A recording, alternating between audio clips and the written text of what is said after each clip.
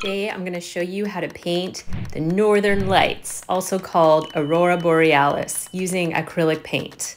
This project is awesome for kids. I recommend it for elementary school age kids, and adults will honestly love it as well, so all ages. If you're using multimedia paper instead of canvas board, start by taping the edges of your paper onto your work surface. Now you're going to use a 1-inch flat brush to paint the background. Use gentle back and forth brush strokes as you paint the bottom half of your paper blue. Now pause, clean your brush, then use gentle back and forth brush strokes to paint the top half of your paper pink. Once you've painted the entire top half pink, move your brush to the center of your paper and gently move up and down as you use left to right brush strokes to blend the blue with the pink. If your brush is not gliding smoothly over your paper, you may need to add a little extra paint.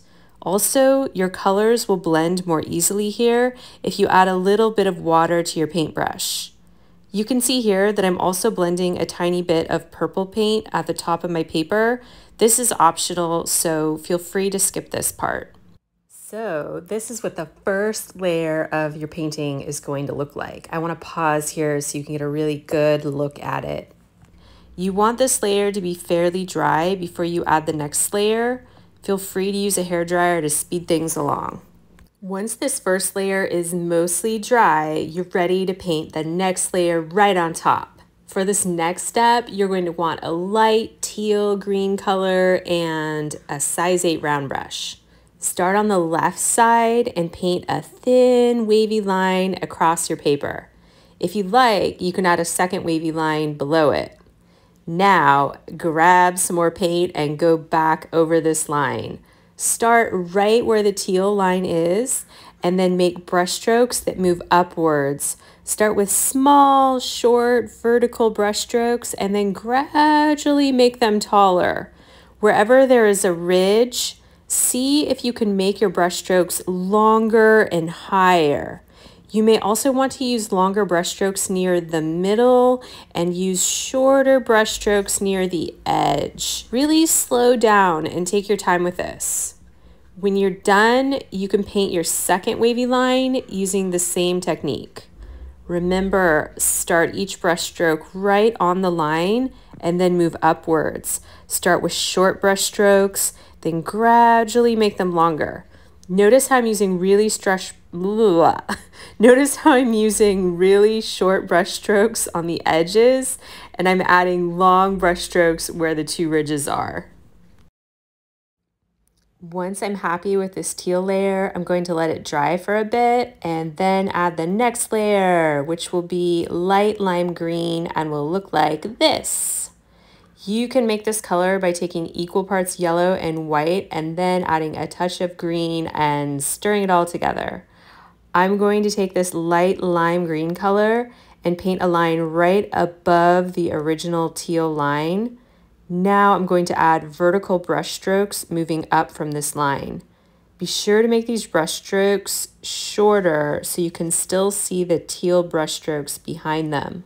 Now I'm going to repeat the same steps on the bottom wavy line. Once again, I'm adding the thin line of paint right above the original line I made with the teal paint. Then I'm adding short vertical brush strokes.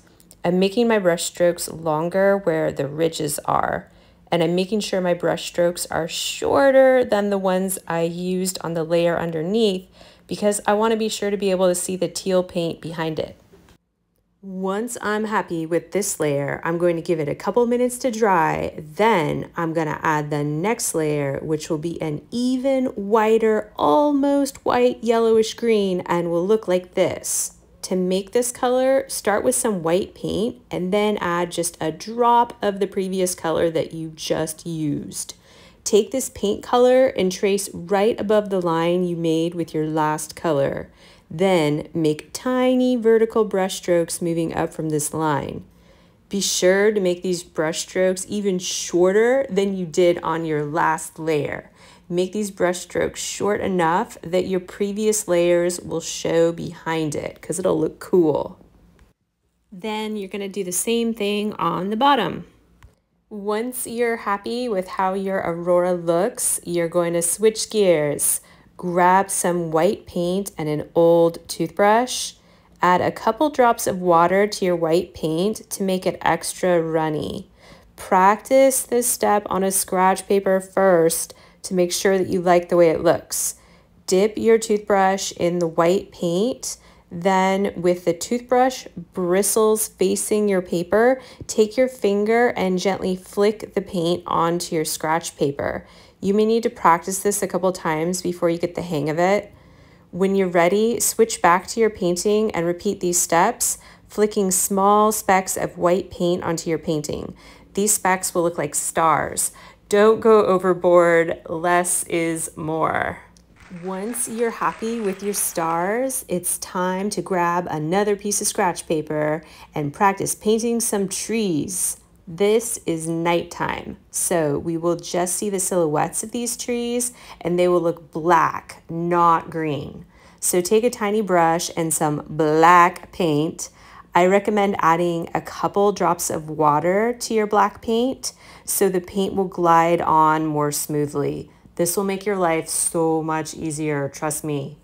Start a few inches up from the bottom of your paper. Paint a thin, straight brush stroke all the way to the bottom edge of your paper.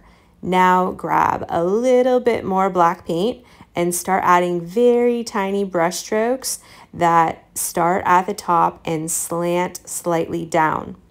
As you move downwards, gradually make your brush strokes a bit wider and a bit longer. This takes a little bit of practice, so be patient and plan to paint at least several trees on your scratch paper. Once you're happy with your tree painting abilities, switch back to your painting. Paint some trees onto the bottom half of your painting. Be sure to make each tree a different height. Try leaving 1 or 2 spaces without trees. In a couple areas of your painting, you may also want to try painting a couple trees that have overlapping branches. Just experiment and have fun. When you're all done with your painting, very slowly and carefully remove the tape. If the paper starts to tear as you're removing the tape, stop right away and try switching sides and pulling the tape off from the other direction. So there you have it. Please subscribe to this channel. Be sure to hit that like button and check out my other art videos. Oh yeah, and here's a quick review of the steps. Tape your paper down, paint the bottom half blue, paint the top half pink, blend the colors in the middle. Add 3 successive layers for your aurora borealis.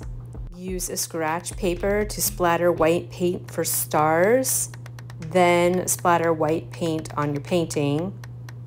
Practice painting trees, then paint the trees onto your painting. Then carefully remove the tape. Ta-da!